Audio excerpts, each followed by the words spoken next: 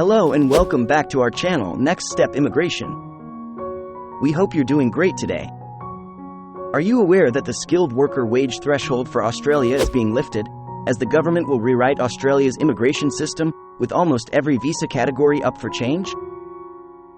A road to permanent residence will be established for around 17,000 temporary employees, and the minimum pay requirement for skilled workers, which has been locked for a decade, will be immediately raised. A significant evaluation commissioned by the government concluded that the system was complicated, ineffective, and rigid, and recommended rewriting the visa classes in addition to other issues that had grown over time. The system is not meeting up to the challenge of resolving the worst labor crisis Australia has had since World War II, according to Home Affairs Minister Clare O'Neil.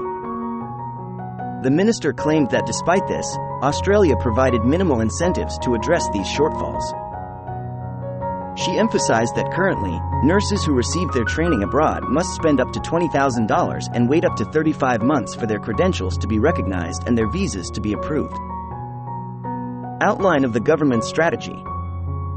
According to the government strategy, immigration would be modestly reduced over the medium term, and labor shortages will be resolved by raising the standard of applicants for visas.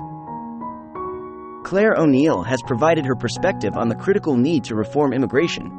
Many of the specifics will be worked out in the coming weeks and months and legislated in stages. The government claims that bureaucratic issues inhibit Australia's most crucial techniques for bringing in the necessary and trained personnel. For instance, since 2013, no additions have been made to the occupation quotations utilized on the back end of Australia's migration, tax, and other systems. Australia now has occupations where there is a labor shortage that didn't exist when the code was last modified. Instead of relying on those old, rigid lists, the minister wants to give Jobs and Skills Australia the power to identify the jobs that are most in need. Minimum wage. The Abbott government froze the minimum payment that may be paid to a skilled worker on an employer-sponsored visa in 2014, and it hasn't been increased since. From July, the federal government plans to increase that limit to $70,000. According to Clare O'Neil, the increase was significant in order to guarantee that trained people would be hired through a specialized program. The government claims that the skilled visa point system, which helps identify which candidates are most desirable for increased productivity, is ineffective and needs to be revised.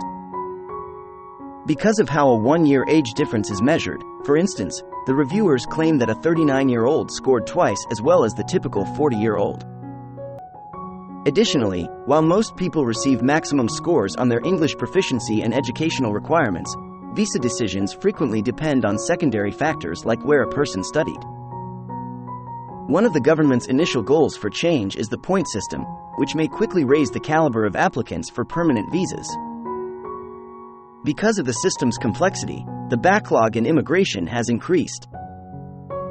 Additionally, such administrative issues make it difficult for companies to fill additional posts. Professor Brian Schmidt, former Vice-Chancellor of the Australian National University, is used as an example by the federal government. The processing of the American astrophysicist's employment visa took 4 days when he arrived in Australia in the late 1990s. Currently, the waiting period for a foreign astrophysicist wishing to work in Australia is around 180 days. The government claims that the system has to be streamlined so that visas can be handled more quickly and easily. These lengthy work weeks are making labor shortages worse, but there are also greater difficulties for firms that want to hire people locally. That will be all in this video. Please share your opinions with us in the comments area. Don't forget to like, subscribe, and enable the notification bell to receive updates on job and immigration news. Thanks for watching. Good luck.